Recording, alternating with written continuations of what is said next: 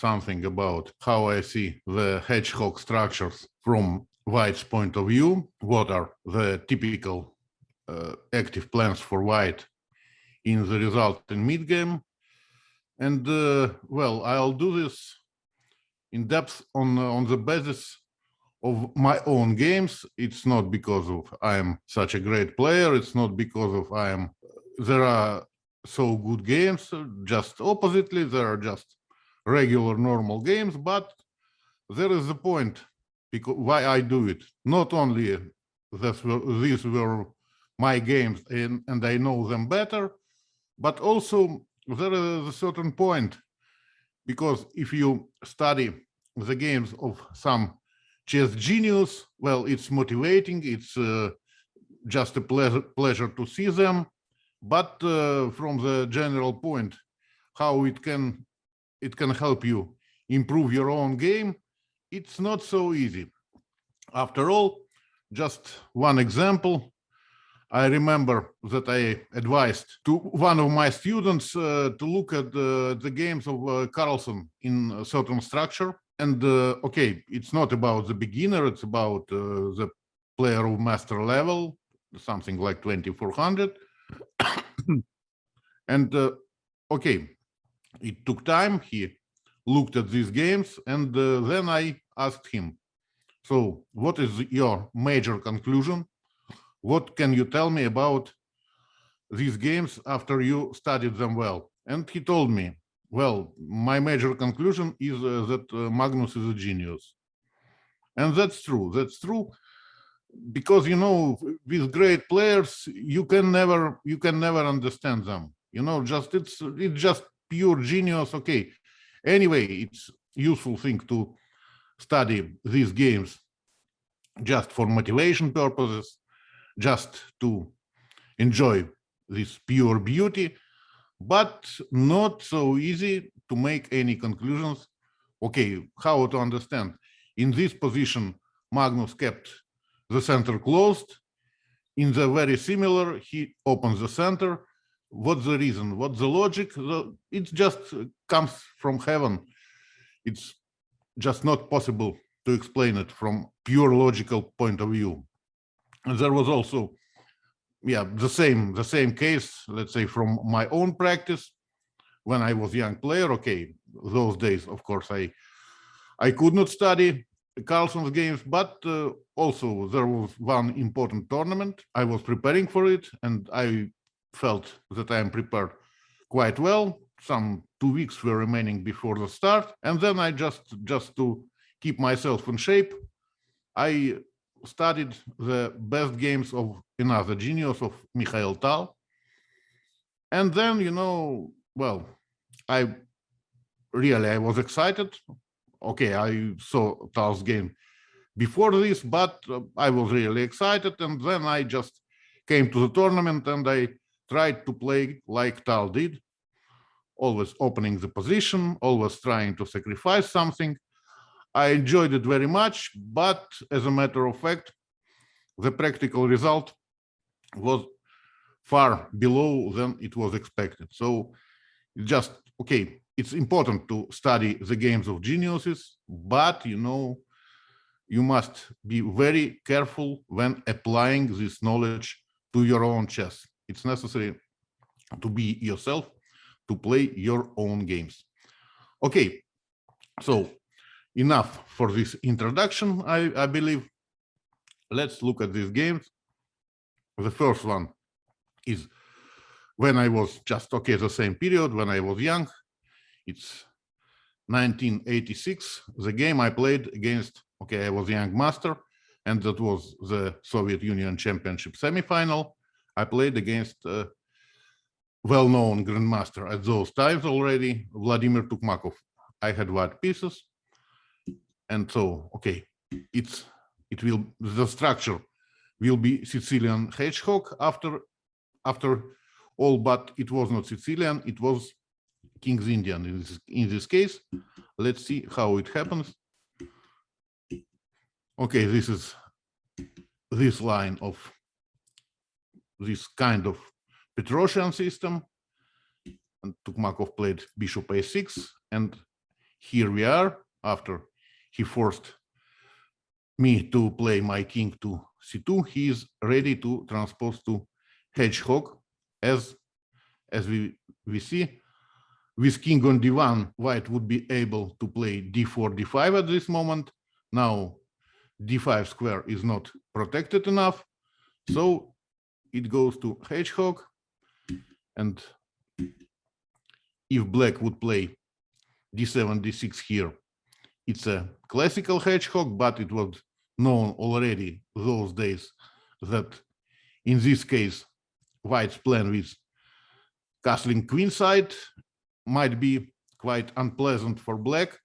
So Tukmakov played the move which is considered to be the strongest till those days.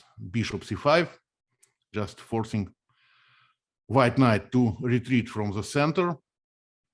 And I played the move which was considered the main one. Okay, still considered, but though I would not pay too much attention to opening theory, but just some details that nowadays maybe knight f3 is promising white more, but I played the main move, the most natural, knight b3, attacking black bishop. But as a matter of fact, this exchange on c5 is not such a big threat in these cases, because if I'll take on c5, black has good control over very important d4 square.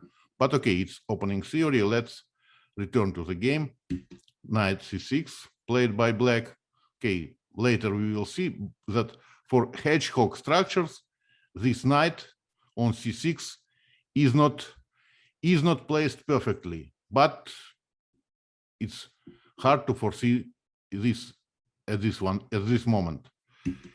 Bishop d3, and then Vladimir Tukmakov decided to save his dark squared bishop, decided to retreat it, though maybe it's probably the first inaccuracy in this game, the first inaccuracy by black, because as for opening theory nowadays, the best way to play for black is d6, this bishop on c5. Okay, now the way back is cut to the bishop, but it's impossible for white to prepare b4, so black has good chances in this variation.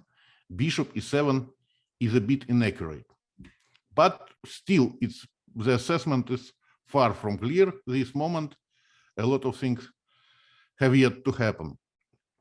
At this moment, probably objectively best way for me to treat this position was first to develop my pieces, to put first my bishop to f4,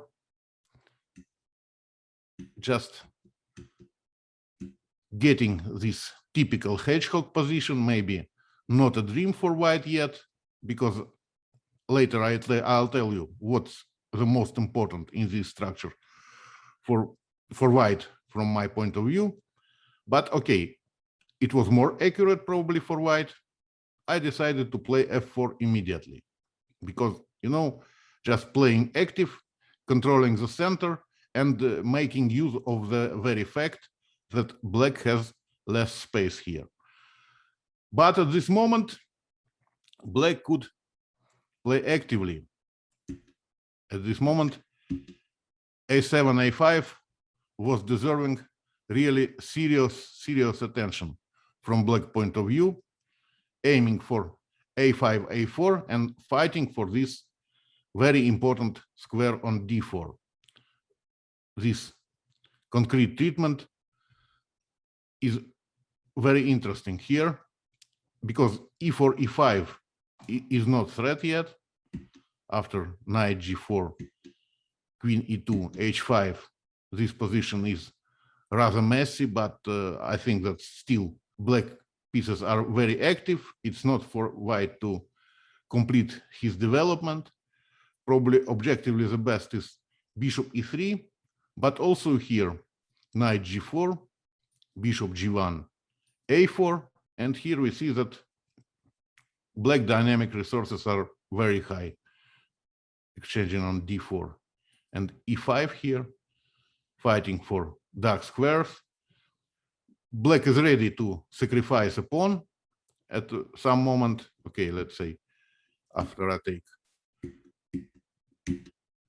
even one more pawn, but here black has fantastic counterplay because of dark square domination. His knight on e5 will be very strong. So this was the interesting way for black to play this position. d7, d6, as was played in the game, is more classical way, but it might be too shy. So okay, the experienced grandmaster was aiming to this very structure, to this hedgehog, although his knight is not placed on c6 on the best way. The best place in the hedgehog for this knight is on d7, but somehow this position has its own very special resources. And now the way for advantage, okay, not a big one, but the interesting way to play this position was bishop e3. Once again, putting the attention to, giving the attention to this fact that black has this idea a7, a5, a4, though okay, it's far from obvious, of course, but this bishop e3, and after black castles kingside, this is very ambitious, and I think that in this position the chances for white to launch the successful kingside attack are quite high. But okay, this was probably too aggressive.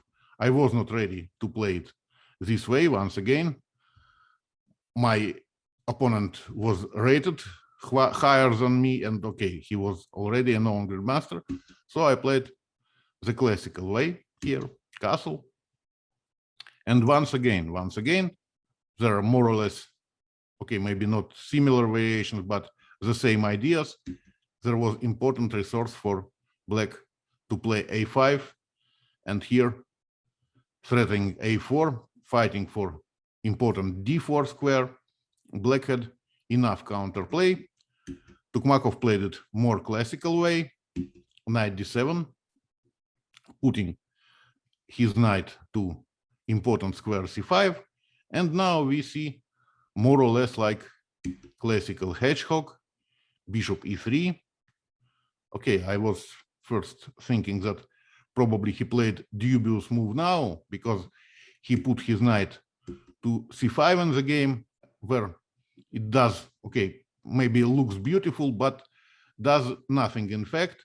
But at the same time, if he played castle, what is just necessary anyway, in this case, after rook a d1, it's still not so easy for black to find the useful plan. Okay, and still knight c5, at least it brings, maybe temporarily, but it forces me to retreat with my bishop from d3 to make a step away from its active position. But because it's not recommended in this dynamic structure, when the position might be open at any moment, it's not recommended for white to give the opponent the bishop's pair, okay, except of course some special cases when it's simply good. So I played bishop e2, castle, and rook a d1. Just one more moment. It's always, critical how to put the rooks to central files. And here it's obvious that d file is very important. So it's necessary for white to put one of his rooks on d file, but at the same time, what to do with the other one? It might seem that the most natural squares for rooks here are c1 and d1. So why not playing rook fd1, what I could do at this moment? But here, we have to pay attention to some very smart details, because in this case, white doesn't have enough time to bring his rook to c1, and after, let's say, he has to do something now to remove this knight from c5, and after knight d2, bishop f6 is just an important resource.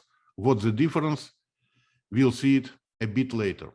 So in the game, I played rook a d1. What is better in this case? Tukmakov played queen c7, just a standard hedgehog move. What's the difference if he would play queen b8 now? Now knight d2 still, planning to play b2, b4. And now after bishop f6, white has such a maneuver without locking the remaining rook in the corner. And now knight db1, we protected this bishop on c3, and later knight will return to active position, and I am ready to play b4 right now. So Tukmakov played queen c7. Oh yeah, one more moment, because I just thought in my old analysis of the game, I thought that queen c7 was also quite inaccurate, because what we see now, black has chances to exchange one pair of knights, and it's very important moment for the entire hedgehog structure, because you know how to judge for whom the minor pieces exchange is favorable, because you know the normal approach, and this is the right approach, of course, that the side which has less space, in this case of course it's black, is normally interested to exchange some pieces. And in general it's true, but in hedgehog structure it's rather tricky, because you know white has two knights, and for one of them the best place, the perfect square, is usually c3, and at the same time it's not so easy for white to find the perfect square for another knight. Okay, there are many squares available, but sometimes it just really disturbs playing proper maneuvers. You know, just it's not so easy to find the square where it does not help the opponent. Yeah. So in this case, after knight takes b3, queen takes b3, the problem is that I am ready. I get rid of my useless knight, and I'm ready to improve the pressure against d6 square. And the problem is that because b6 is weak, black cannot afford playing a7, a6. And the whole plan of doubling rooks along d file and then playing knight b5 at a certain moment is very, very unpleasant. So in this case, this knight exchange could not help black at all. So Tukmakov played queen c7. Yeah, the next move I thought I played quickly. I thought it just natural, because I want to make use of my space advantage. I want to prepare b2, b4. So I move my knight to the most natural square, as it seemed to me, knight d2. But at the same time, you know, it does not help too much here, and it just locks important d file. So another interesting idea, another interesting plan, which I found later in this position, is to move it to c1.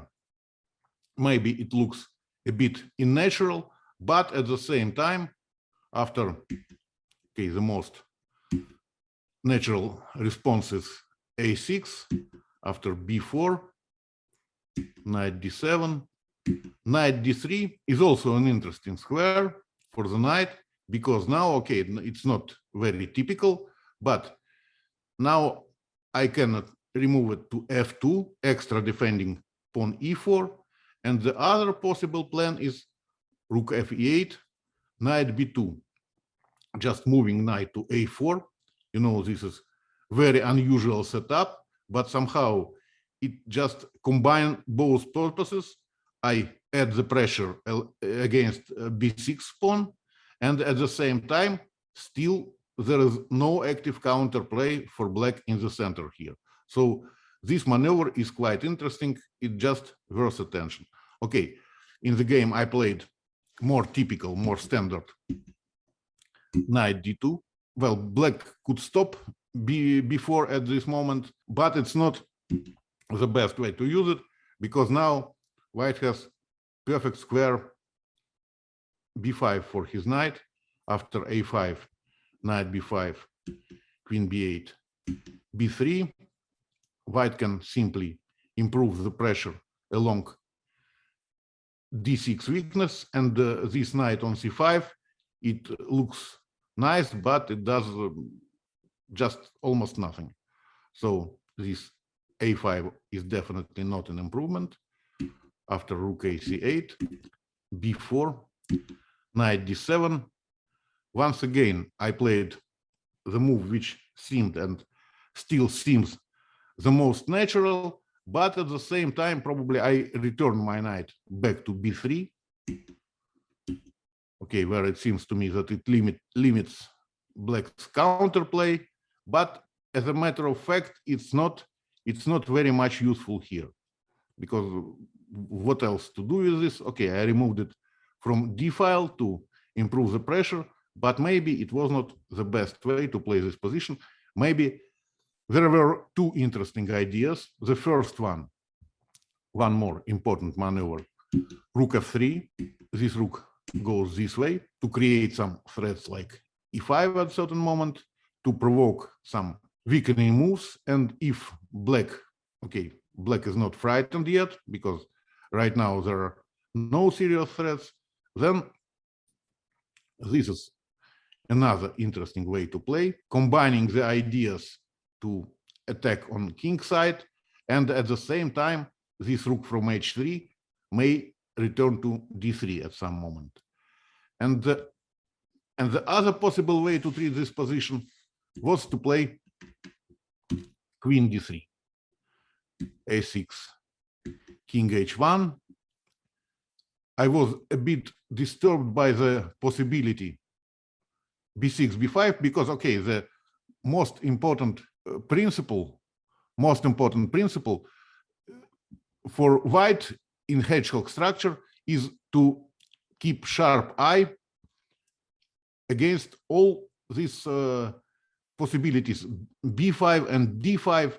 And I was a bit disturbed with the idea b5, but it happens that in this way, okay, b5, after cb, knight b4, ab, queen c3, rook c3, it's rather unclear because this bishop is hanging. But bishop g1, and it happens that knight is here perfect on d2. After bc, knight takes c4. White has definite advantage because the pressure along d file is strong. Yeah, I've read the question, and it's right. It's right. Bishop on c6 is quite misplayed. It must be on f6, and there is a problem that, okay, that black has limited resources. But as we have seen, when it goes about in some lines to fight for d4 square, okay, so in some moments it's not be said that it cannot be said that knight on c6 is simply bad, but in most cases it's not placed perfectly here. So I played knight b3, a6. Now we see the typical hedgehog. Okay, one more chance to make use of this knight is just because b4 can be vulnerable in some lines, but here after a5, white has tactical resource which helps him, queen d2, and so this b4 pawn is indirectly defended. So a5 is not a progress, still b5 is weak. Black could not force white to change the structure here, and black has problems. So after a6, we see finally the classical hedgehog structure, with a bit difference that, okay, this knight is on c6, not on f6. I was a bit bothered once again with the threat b6, b5. So it was hard to see what computer shows just instantly nowadays, that that after knight f3, with the ideas we have already seen, that after knight f3, b5, c takes b5,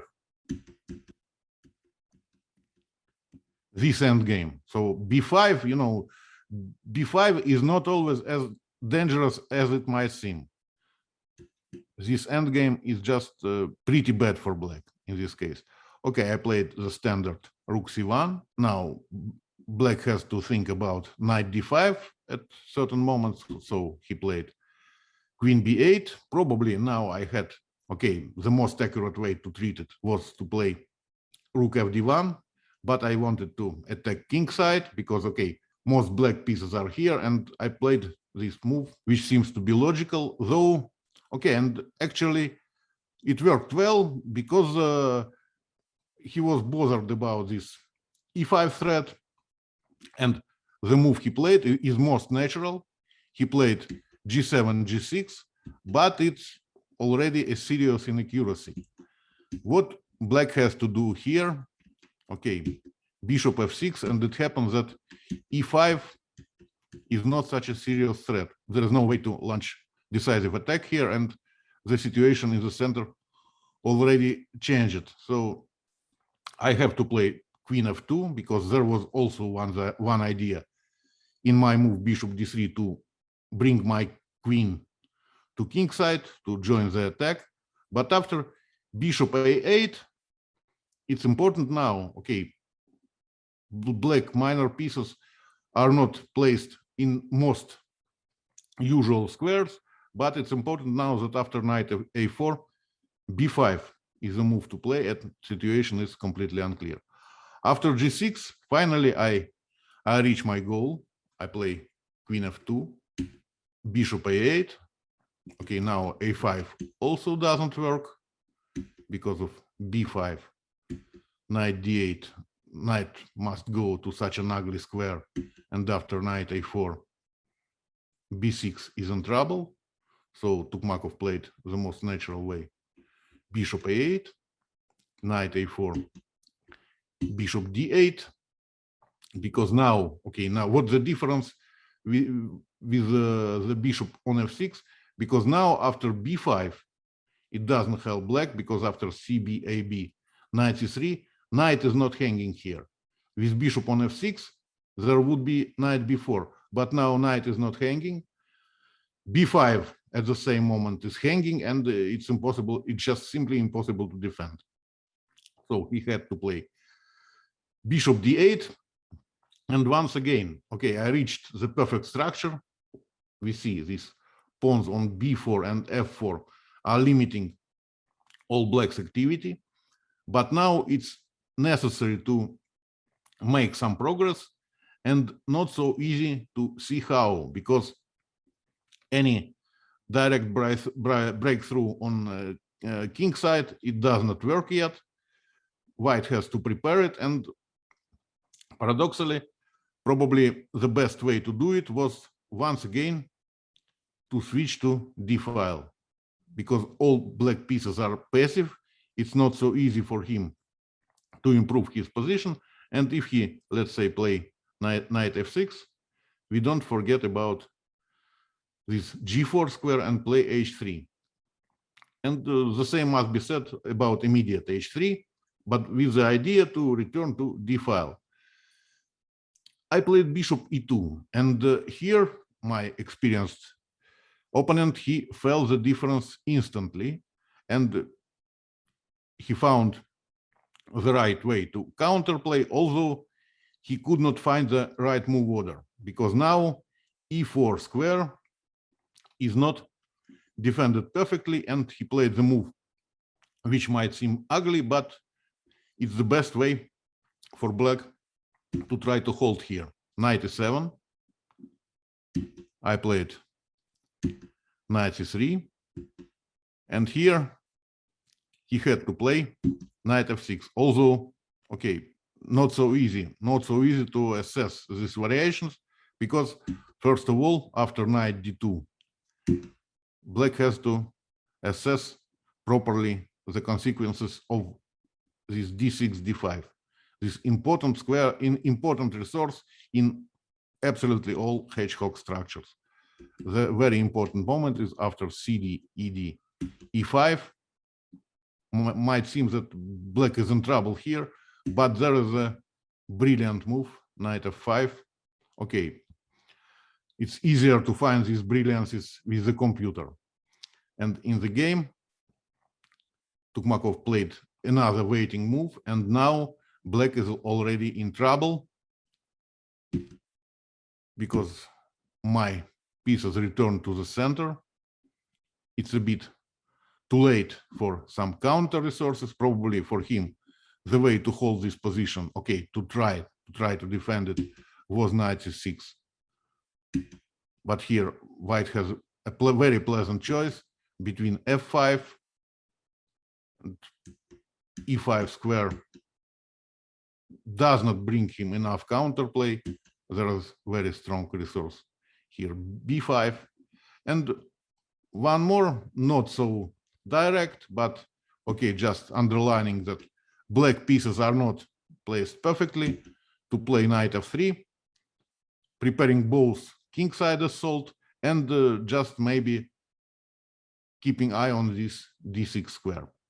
But it was the way to play, and in the game, Tukmakov played knight f6, and now the question one for you, dear audience. Now, finally, after 25 moves with strong grandmaster, I have chances to get really huge advantage.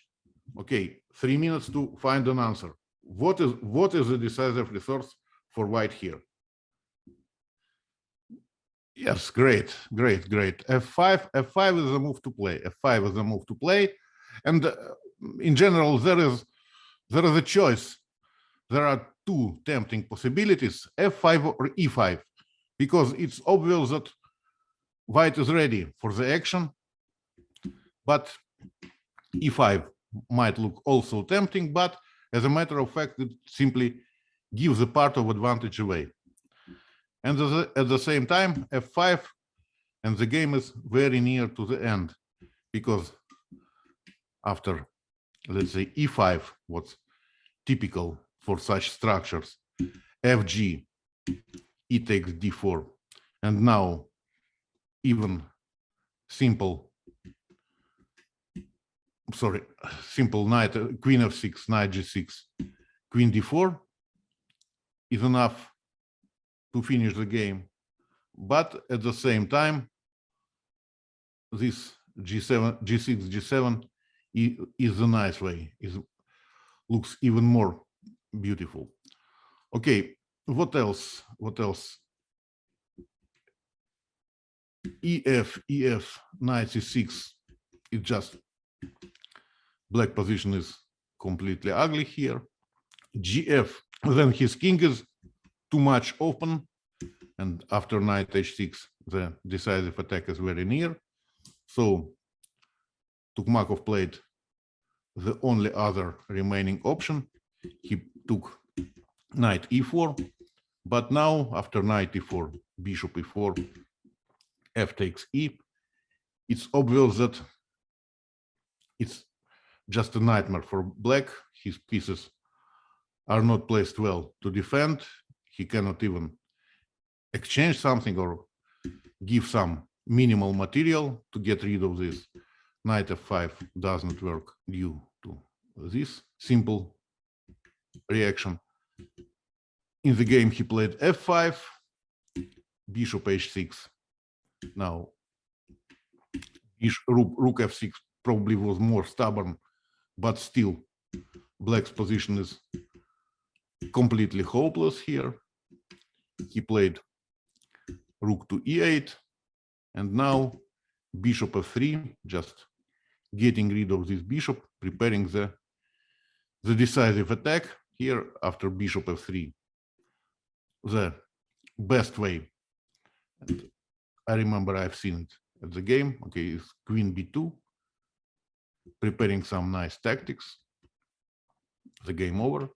In the game, he played d5, okay, but in this situation, it doesn't help anymore. After c takes d5, rook takes e1, rook takes e1. Once again, okay, bishop f3, queen f3 looks completely hopeless. So he played bishop d5, and okay, then my next move was the final in the game, and I remember I was quite proud of this and even put 2 exclamation marks when annotated this game those days. But nowadays, computer just destroys the whole beauty, because here there are 5 or 6 winning moves for white, but the way to finish the game in style is really this one, knight c6, and here Tukmakov resigned because, okay, both bishop c6, queen d4 is just mate on the board, and after knight c6, bishop d5, knight e7. The problem is not even bishop f4, what's also possible, but still the same mate. So there was such a game, I think quite typical for those structures. And let's switch to another one. The game I played 15 years later. The game I played against another known grandmaster, very strong grandmaster. Now, in this case, my opponent was younger than me. I played white with Sergei Rubleski, Kazan 2001. Now it's just a Sicilian. It's just Khan variation. The way happens most often in the modern practice here. Bishop d3. And now, okay, Rubleski played the line, which held him very well. And okay, he used it for many years. He played something like 30 games with very strong players also. But after this game, he just quitted. Nowadays, okay, don't concentrate on modern theory, but nowadays the main lines are bishop c5, also might lead to something similar like hedgehog, if black after knight b3 retreats to e7, but okay, a7 is another option. And one more critical move, in my opinion, is d7, d5, but now after this, their structures are, of course, far from hedgehog, far from what we are discussing. So Rubleski played knight f6. It's not like losing move in this position. Castle, d7, d6, c4. Now, okay, we see all signs of the hedgehog structure on the board. And there are many different options here. Okay, the main moves are probably when people try to play this line nowadays are g6, another version of this hedgehog, this double fianchetto, also has its drawbacks. Bishop e7 is a classical line, but Rubleski's favorite move in this position, okay, he played it many times before, but after this game he switched to fifth move, bishop c5. He had enough. He played bishop d7 with the idea to play knight c6 on the next move. Once again, the same question. What about exchanging one pair of knights? Isn't it not favorable for black, who has less space here? And the answer is not exactly. So maybe white does not have to aim for this exchange in hedgehog structures, but at the same time, it's not so dangerous for him. So knight c3 is the most natural reaction. Knight c6. Now, okay, many different lines were tried in this position, and still it is played till our days, but not on the high level. So Rubleski was the last top grandmaster to exploit this system. After this game, you know, the whole assessment for black went terribly down. Although maybe it's not that bad yet, but not so attractive. So I played knight takes c6. Now there is no reason for black to avoid hedgehog structures, because taking with the pawn, it makes bishop d7 completely senseless. Then black could play knight c6 first, although it does not equalize as well. But his idea was bishop c6. And here I came with a very dangerous plan, which, okay, doesn't seem to be the direct refutation because, okay, it's not so easy to evaluate this position after 9 moves mathematically, but still. B2, B4, the same idea, very typical for these hedgehog structures. When I'm able to put my pawn to B4 and F4 without giving black some immediate important counter resources, then I'm doing fine. Then black lacks vital space, then black lacks counterplay resources, and in these cases, the hedgehog structures are just well, not so playable anymore.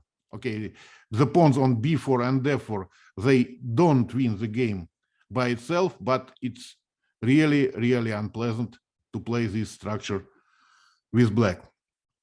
Now, the important question also, Rubleski played b6.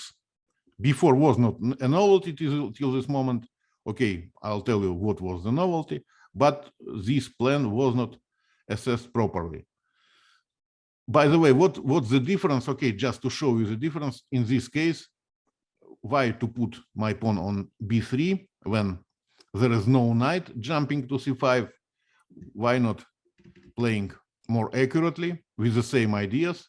Bishop b2, queen e2, and f4 later, with pawn on b3, bishop e7, bishop b2, castle, queen e2.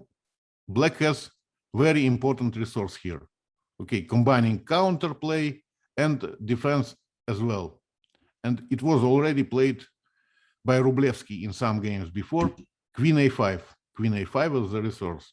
In some lines, queen jumps to h5, and then it's easier for black to defend his king side. b4 makes this idea impossible.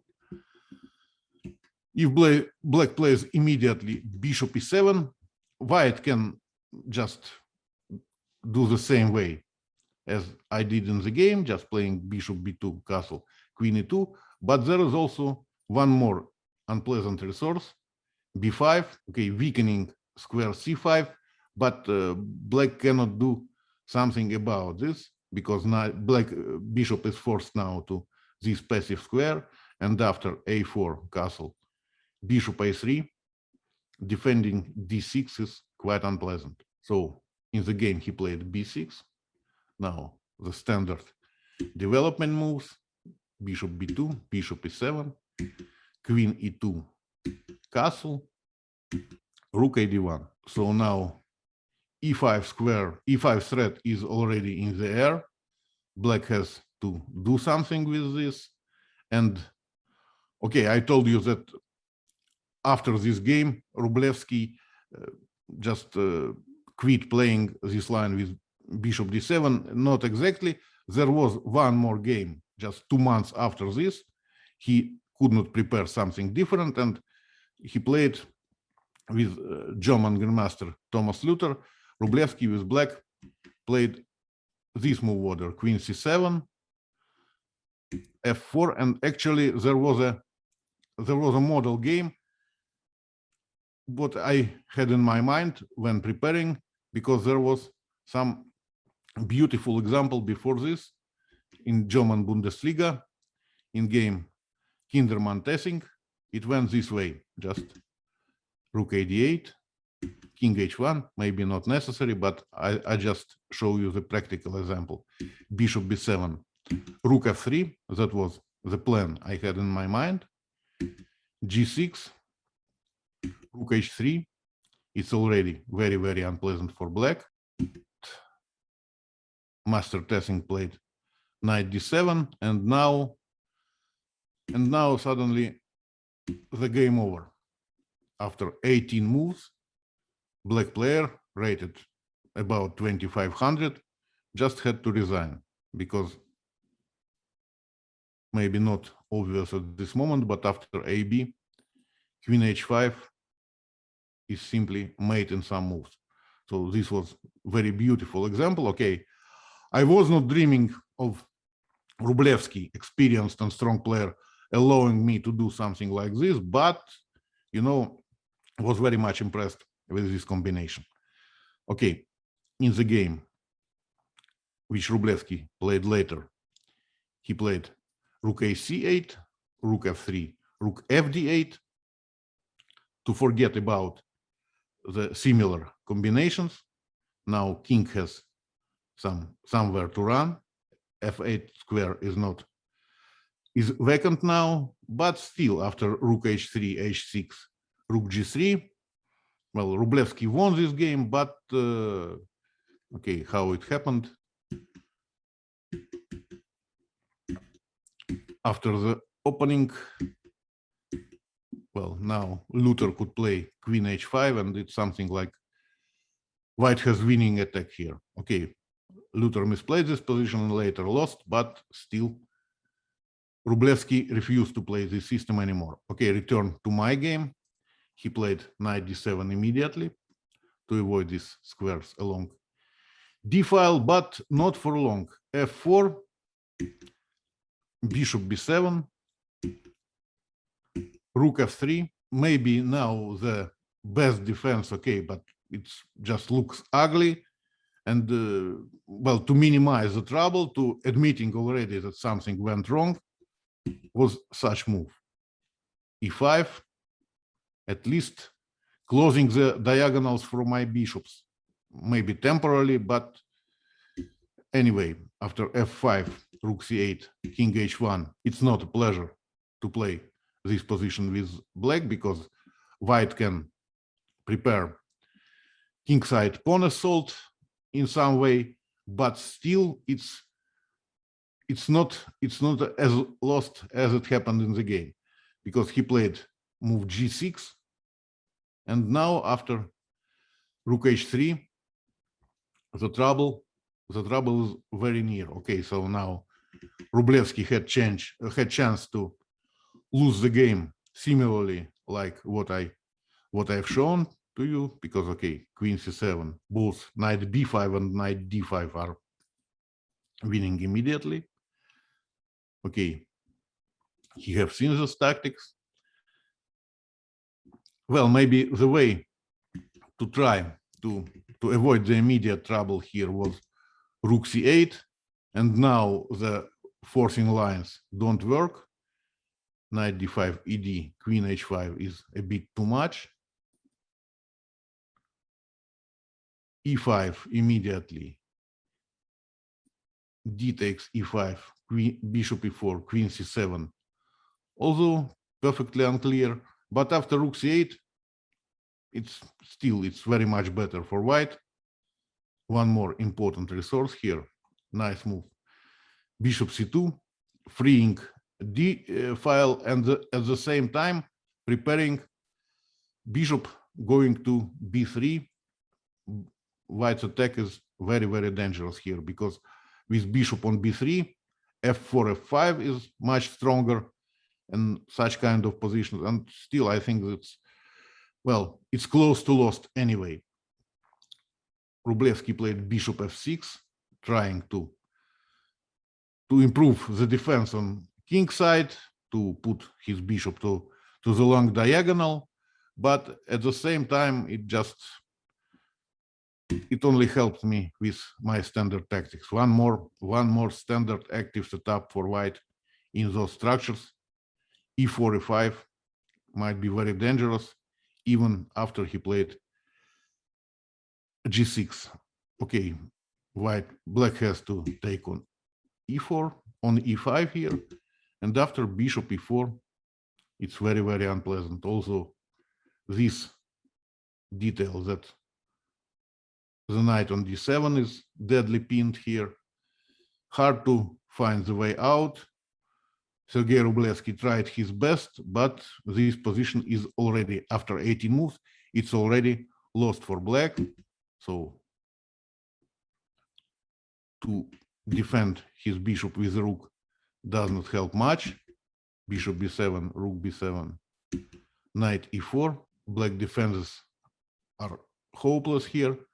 Okay, he removed his queen from vulnerable square. He played queen c7, but after bishop exchange and knight e4, computer nowadays tells me that rook hd3 was the most direct way to decisive advantage, but okay, knight e4 is still good enough.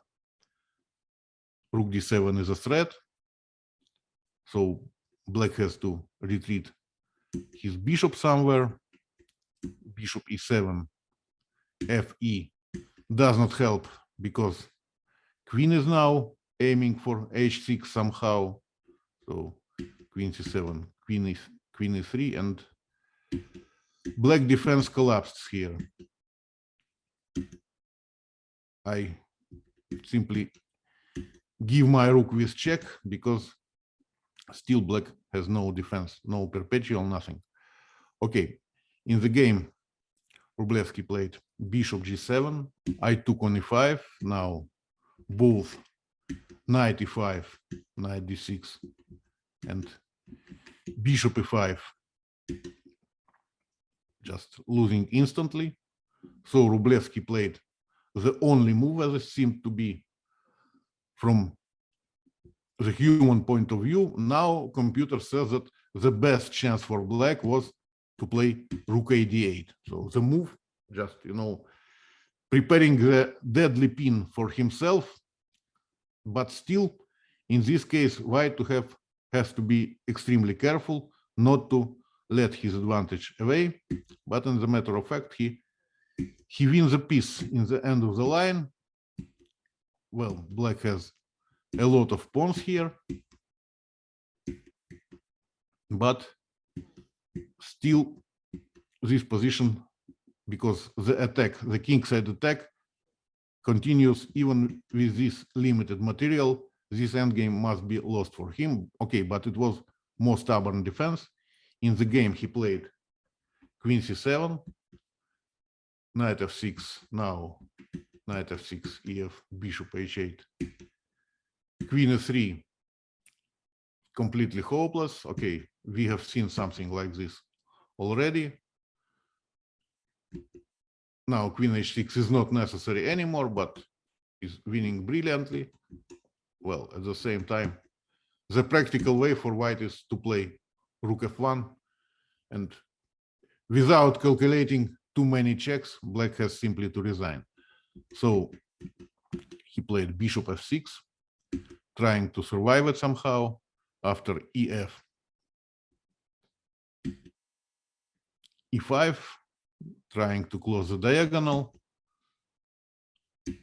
But now I managed to find a couple of strong moves. I defended this keep on f6, still threatening to bring my queen to h6 with devastating effect.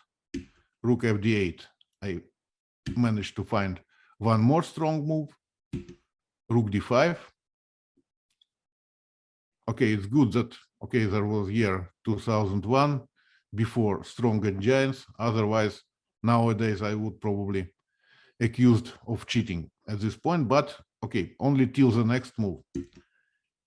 At this moment, Rubleski played h5, trying to survive it desperately. Rook fd3, once again, threatening with this deadly pin, threatening to put my queen to d file.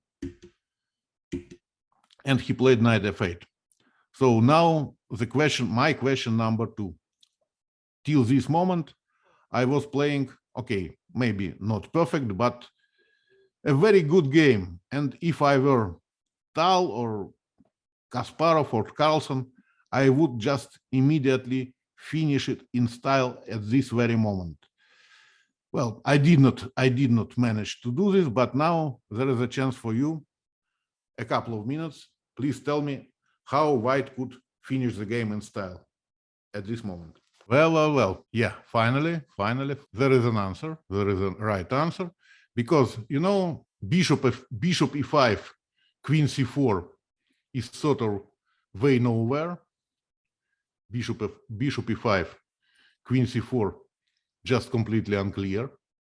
Okay, I did not play in the game happily. I played greedy queen e5, not the best move as well, but the way to treat it is, of course, queen d2, with the idea that now rook d8 is hanging, and my queen is ready to enter h6. And the point is that after rook d5, I first play queen h6, and after knight e6, take with the pawn. And there is absolutely nothing what black can do about this. Okay, he can remove his rook from dangerous square, but still after queen h6, knight e6, rook d6, rook e6 is a threat and game over. And okay, there is a way to survive it, but not actually survive. Knight e6 is a move to play. Now queen h6, e4 is unclear once again. Bishop e5, queen c8, queen h6, rook d5, cd, queen f8. Black managed to defend himself from immediate mate, but after queen e3, knight d8, queen take b6. Okay, only 2 extra pawns for white, but you know, the position is just completely winning, absolutely winning for white. So there was the way to play queen d2. In the game, okay, I was not just trying too hard. I was also not, well, I had some time, but not very much. So I played this move, which seemed to me technical way for win. And now Rubleski could play rook takes d5. And after rook d5, I had to find queen takes d5 because the other ways are letting advantage away. And after rook e8, one more exact move, rook e2, bishop d2. And okay, white's advantage should be enough for win, but you know, not so easy at all, not so easy at all. The game would continue, of course. Okay, but Rubleski was very much upset with what happened in this game before. So he played queen e5, trying to survive in the end game, but the end game is rather hopeless for black already. Just showing shortly. Okay, there was 2 important moments after this. Rook takes d5. Now there is important choice for white. Okay, and I played the correct way because cd might look tempting, just trying to push the passed pawn further and further, but in this case black has good blocking square on d7 for the knight. I can still hope for something. Rook d5 is correct, the way I played. Yes, knight e6 was the way to play. c5, b takes c5, b takes c5. Now he could try, okay, also one more stubborn defense to play king f8, because this endgame is not very much obvious. Okay, white has an extra pawn, but it might look that black can hope for blockade here. But you know, even here, the winning plan is not so easy in this endgame. And okay, we don't speak about the endgame. The way to win this position, to destroy the blockade, is temporarily giving the extra pawn away. After c6, knight c6, king c5, white will win another pawn, and then, okay, then the passed pawn will decide. Black has no counterplay at all. So in the game, Rubleski played rook c8, bishop d6, g5, king f2, and now my king simply marches to the center, destroying all counterplay. One more important technical moment, that now tempting c6, rook b1, would just make my work considerably more difficult. So I played one more good move, rook d2, and after this everything is quite easy because my king is ready to join my passed pawn, and there is nothing black can do about this. And after some next moves, yeah, Grandmaster Rubleski resigned here. Okay, there was another game, and now my final example. Okay, closer to our days. The example is my game from Minsk tournament, Bronstein Memorial 2014 against Vladimir Akopian. I had one white pieces once again, the same Khan variation, and nowadays I just preferred c4. Okay, came back to fashion after Carlsen used it in his match with Anand. And okay, I would not say what is more dangerous for black nowadays, c4 or bishop d3. It's not guaranteed advantage in both cases, but both moves are just promising for white. Although, well, after knight f6, knight c3, of course, the critical line here is not what Akopian played against me. He played queen c7. The critical line was bishop b4, and now after queen d3, there is a lot of theoretical lines. We'll not discussing this because, okay, it's also not an exactly a hedgehog here. He played queen c7, and now, okay, it was considered that white has to reach the hedgehog, white has to play a2, a3, what is not very useful in many cases and also gives black a tempo, but later we found that, okay, bishop e2, preventing bishop b4 is not important. Once again, it's opening theory. We don't discuss these lines, just come closer to this hedgehog version. Bishop b7, queen d3, d6. Finally, we see the very classical hedgehog in the structure on the board, with knight on d7 and f6, with bishop on b7, with pawn on a6. Very classical hedgehog, but at the same time, this position is, in my opinion, it's just highly dubious for black. Okay, f4, knight bd7, b4. Once again, what we have seen already before, when white is able to put this structure, then white is doing fine. Once again, these two pawns are not winning the game by themselves, but black's counterplay resources are very limited. It's not easy for black to find some good way to fight. Later, people tried to repair this system with immediate d5. Okay, this breakthrough being down in development, but still, after this, a pawn is a pawn. So, okay, black has some hope to survive it. Black has some active pieces. White has some weaknesses, but a pawn is probably more important. Okay, also not very attractive for black to go to this line. Akopian played bishop e7, and now an important moment, because I played the move which is probably not the best. Also, okay, it was played many times and still happens sometimes, even nowadays, and still the grandmaster did not reach the consensus, the common opinion. The question is where to put the bishop. Two natural squares, b2 and e3. In the game, I played bishop e3, but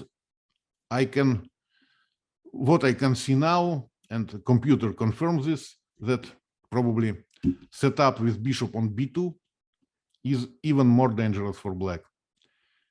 Okay, the ideas are the same, but the bishop on long diagonal.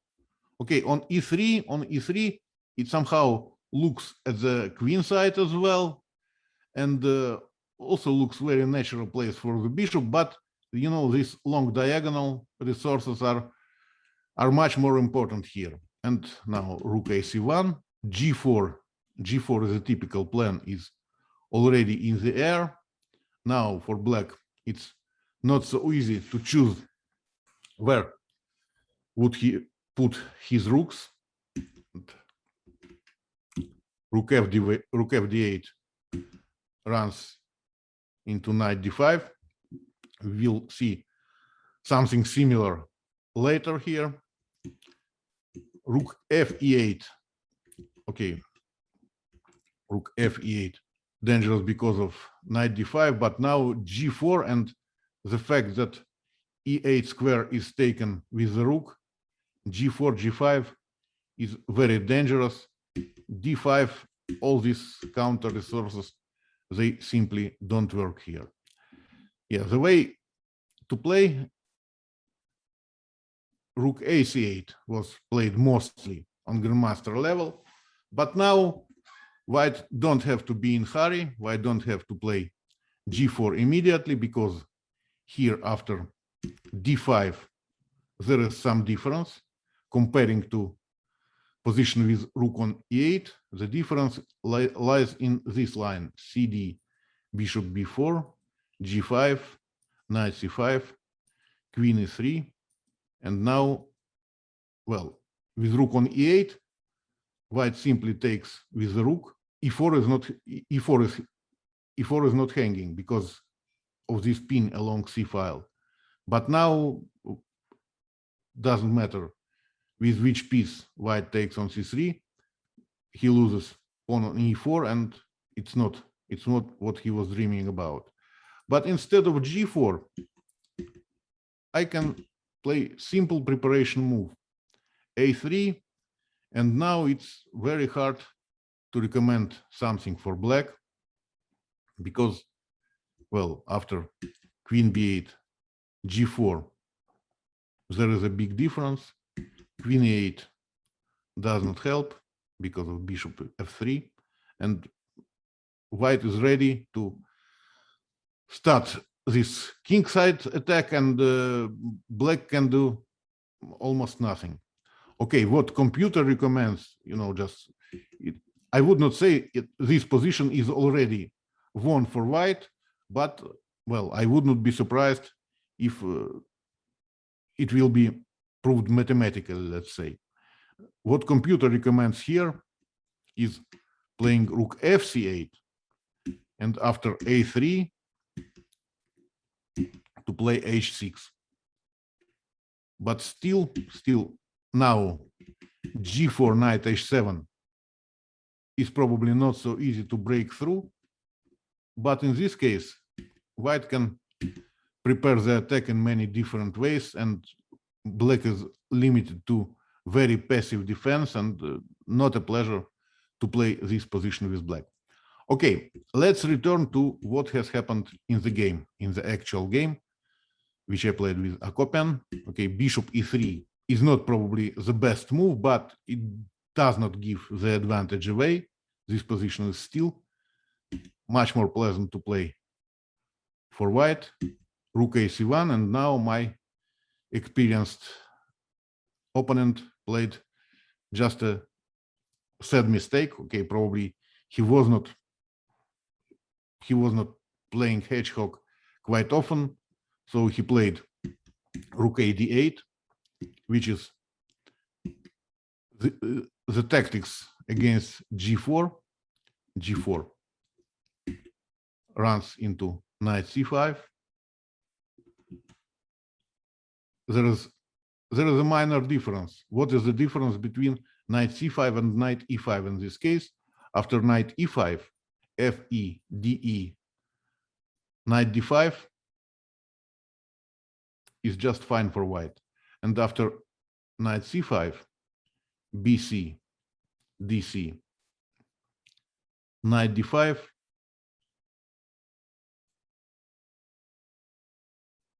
is just totally unclear. There is even piece sacrifice here on e4. and black has excellent compensation. Okay, but the problem is that rook a8 runs directly in knight d5. So what was the way to play? Because, okay, this move was treated like a big mistake, but what is the way for black to play in this position? Because, okay, rook f e8 is more typical, but in this case, knight d5 is still playable. Not such a direct effect like in the game, but still, it's a real piece sacrifice in this case, but looks like white is winning too many pawns. Whatever black does after queen b8.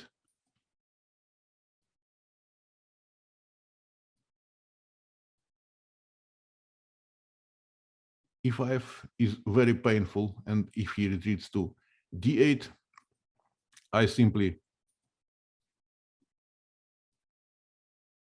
already 2 pawns, and these pawns are really strong, and black pieces are still passive. He cannot even dream to win my c7 pawn, so rook f8 does not cure as well. Playing rook ac8, in this case, g4 is working quite fine. So probably the way to treat this position with black, relatively best, is h6. And now probably it's less clear than what we have seen with bishop on b2. Now it's not so easy for white to improve, because once again, g4, knight h7, this is rather weird looking setup for black, but hard for white to reach any progress. After h6, the difference is that knight d5 doesn't work anymore, because now queen has this e8 square. Still white's position is preferable, but now there is some long regrouping phase. Yes, playing something a3, rook ac8, bishop f2, preparing some good squares on third rank for my queen to move it from d file temporarily. And after rook f8, queen g3, queen b8, h3, somehow trying to prepare either e5 or f5. Well, white has a pleasant position, but it's not perfectly clear till this moment. So there was a way to play this strange resource h6, but looks like it was playable. And what happened in the game after rook a d8? Yeah, simply knight d5, e takes d5, c takes d5, and now it's not knight sacrifice, because I simply win the piece back, and Akopian was visibly upset at this moment. And okay, because he's very stubborn defender, it's one of his very strong sides, and in this actual game he did not defend quite well, because probably the way to play here for black was queen b8. Just still he's forced to give the piece back, but this was the way to do it. After b takes c5, now taken back with b pawn is simply bad, but he could take this pawn with d pawn, and this position, okay, this position is pleasant for white, but not completely clear.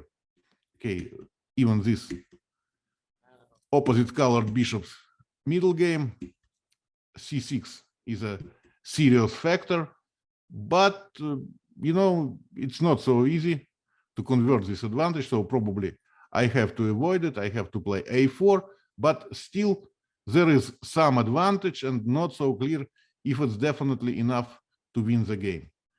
Akopian played knight c5. I took on c5, of course, and once again, not the best reaction. Although here, after d takes c5, I would have, okay, white has big advantage already, but he has to play properly here. Okay, the way to treat this position is knight f5, and after bishop c8, what might seem the adequate resource. Now knight e7, queen e7, white has some troubles defending e4 square. White has a strong resource here, improving his kingside pressure. And now this pawn mess in the center is just very dangerous. It's promising white serious advantage. Although still, I believe it was relatively better choice than what he played in the game, BC. And now finally we don't have hedgehog.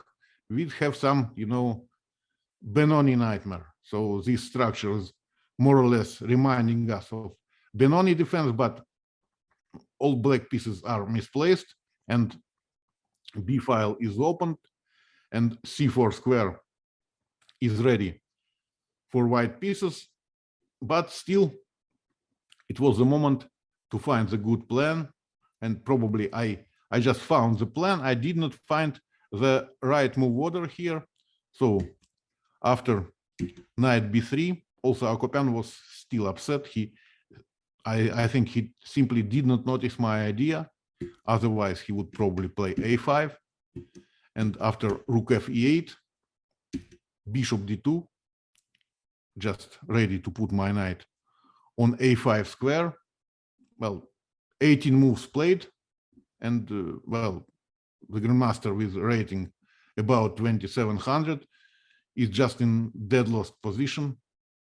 Well, computer gives something like +3 despite the material balance, and this position looks really ugly for black. How it went further: rook b8, knight a5, bishop d8, bishop f3. I can use b file for my rooks. I can try to prepare e5 in some moment. I can put my knight back to c4 to improve the pressure against d6. So this position is just technically winning. From this moment, Akopian started defending in probably the best possible way, but it was already a bit too late. Queen e7, rook f e1, exchange bishop for the knight, but here, even without my knight on a5, bishop pair is very, very strong. Yeah, e5 now is a threat. He played f5, f6, but now I'm trying to use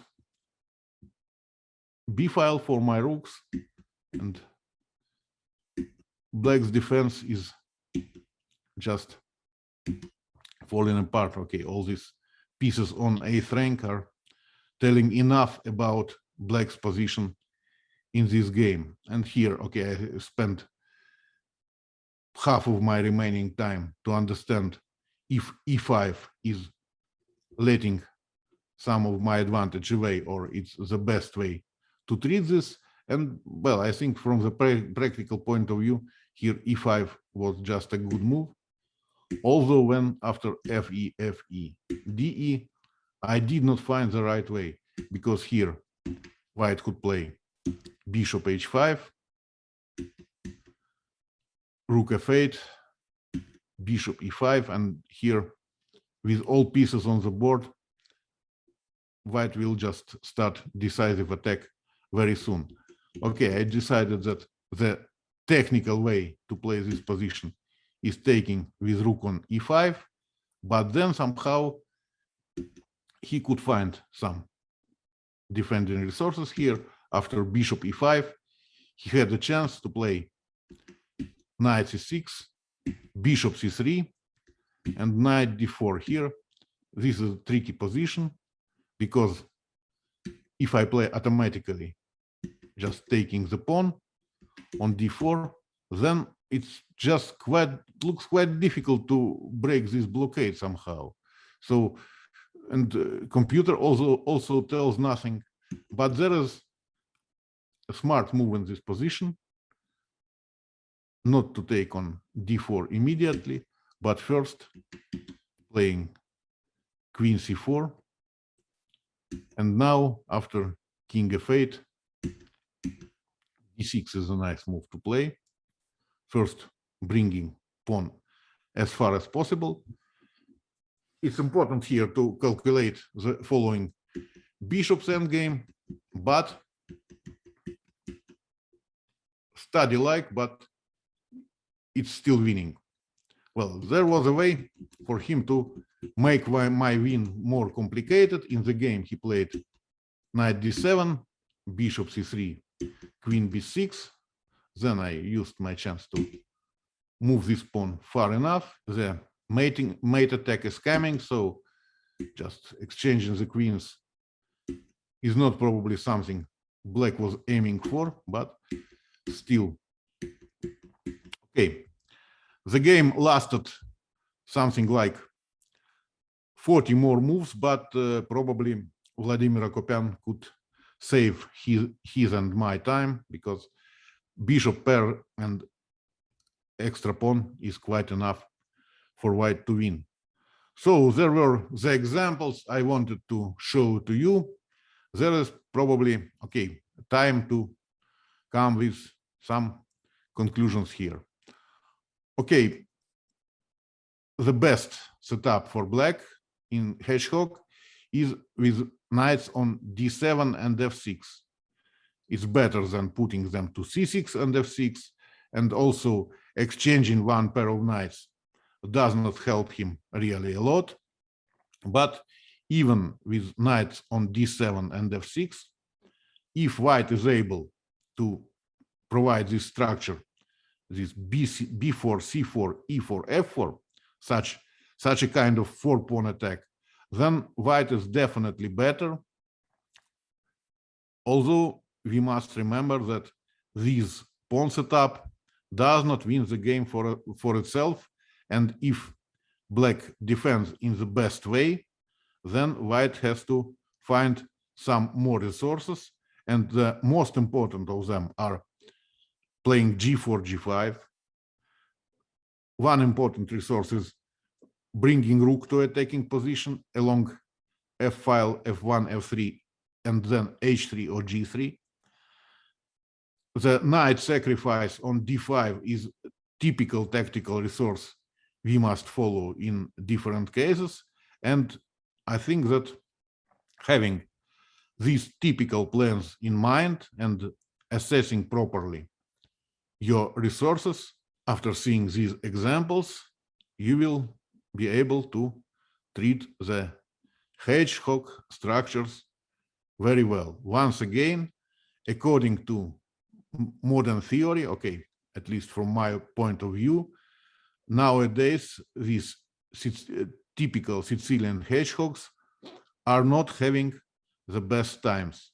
So, okay, it's not like all these structures are lost by force, but you know, if you choose something for your opening repertoire for black, then probably it's better to think about something. Okay, once again, it's such a romantic. Berlin is not romantic, but if you choose between hedgehog and Berlin, then probably Berlin is preferable. That's all what I wanted to tell you now.